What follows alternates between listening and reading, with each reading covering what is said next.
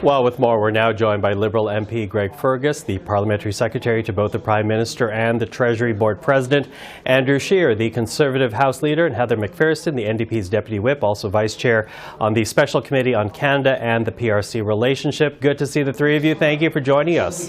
Thank you. Thanks for having us on the show.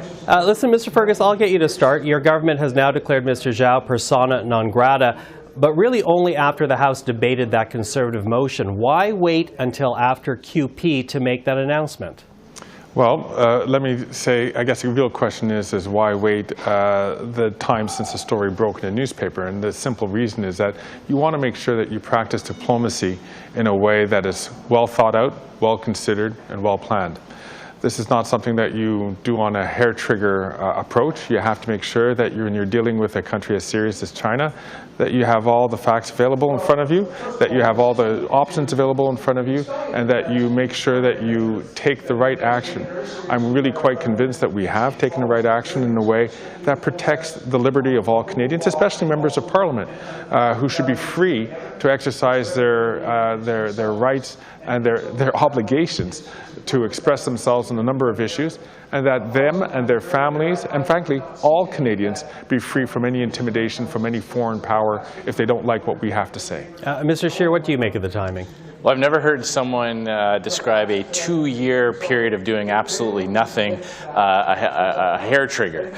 This government has known for 2 years that this particular operative from the regime in Beijing was harassing the family of a member of Parliament because of a vote taken in the House of Commons. That speaks to the very core of our democracy. Regardless of which party we belong to, we should all take that very seriously. Except the Prime Minister continues to say that they did not know about it, that it may have stopped at the bureaucratic level but did not make its way to the political level. No, what Justin Trudeau is doing is he's being very careful with language. He's saying he didn't know about the specific threat against Mr. Chong. So it sounds to me like that there was information provided to the government. They just didn't know which MP. But it shouldn't matter which member of Parliament. For 2 years, this individual has been organizing this type of harassment campaign against a member of Parliament's family, and just as importantly, against many people of Chinese descent here in Canada. We hear from all kinds of people in the Chinese community, people who have come or their parents have come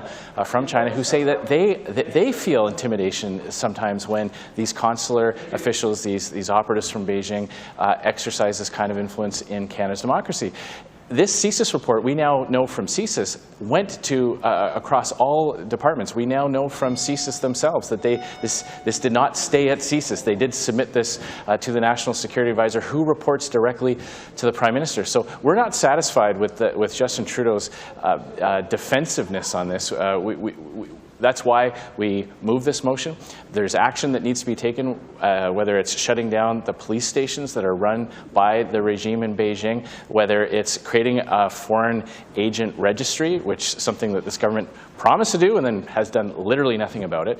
And as you point out, for over a week after this story broke, the government was saying that they were powerless to stand up for Canada. They were more worried about hurting the feelings of the communist regime in Beijing than standing up and protecting Canadian democracy. This inaction speaks volumes about this current government. Ms. McPherson, what do you make the government's timing here? Did they take too long? You know, I think we're all disappointed by this. I mean, this is at the very lowest bar that the government could have done. This is the very least that they could have done to protect our democracy, to protect parliamentarians.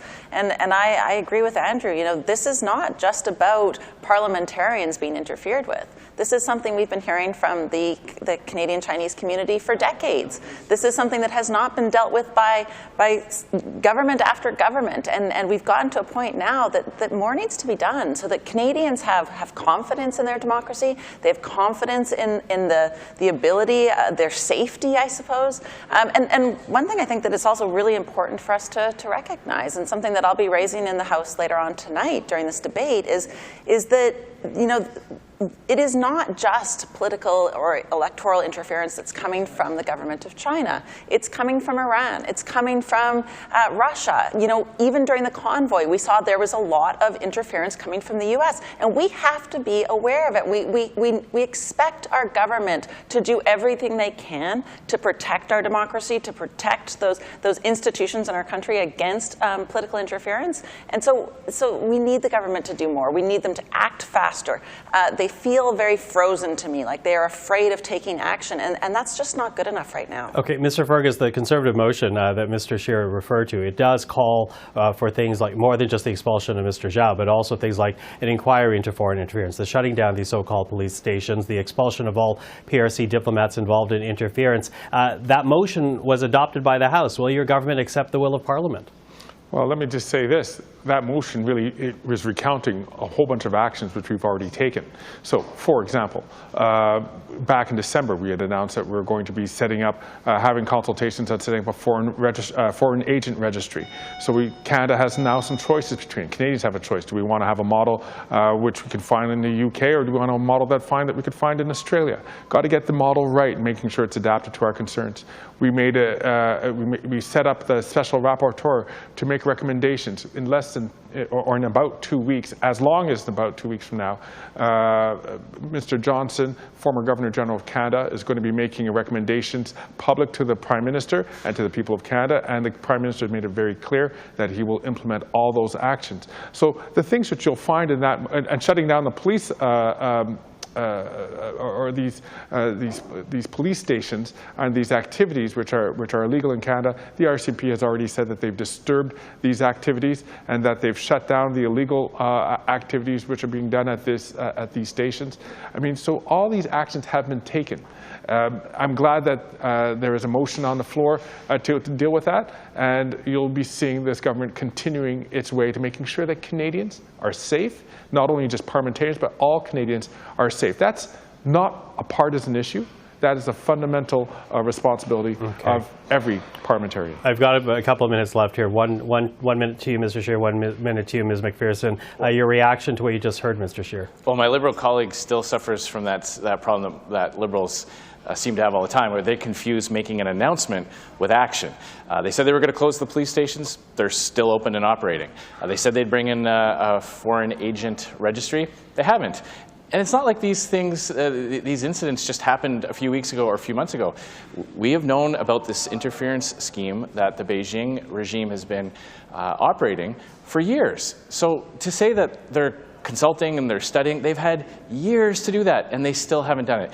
And what they've done with this phony, bogus title of a rapporteur, they've picked somebody from the Trudeau Foundation, an organization that is embroiled in scandal because of a donation that was solicited by the Prime Minister's brother, by Justin Trudeau's brother, to go and collect money from someone linked with the communist regime in Beijing. That's who they've picked to head up this study as to what should be done. So they've hired someone from the Trudeau Foundation to look into what kind of a process they should implement to study this issue. It's all bogus. It's all words. Canadians expect real action. When our democracy is threatened like this, and when thousands and thousands of Canadians of Chinese descent are being targeted like this, Canadians expect results, not more consultations and studies for months and months and years, especially when there's an election on the horizon. If the government continues to drag its heels, then we will go into the next general election with the same types of threats hanging over our head as we saw in 2019 and 2021. Okay, Ms. McPherson, last word to you. Thank you so much. Well, I think we really need to take these threats against our democracy very seriously.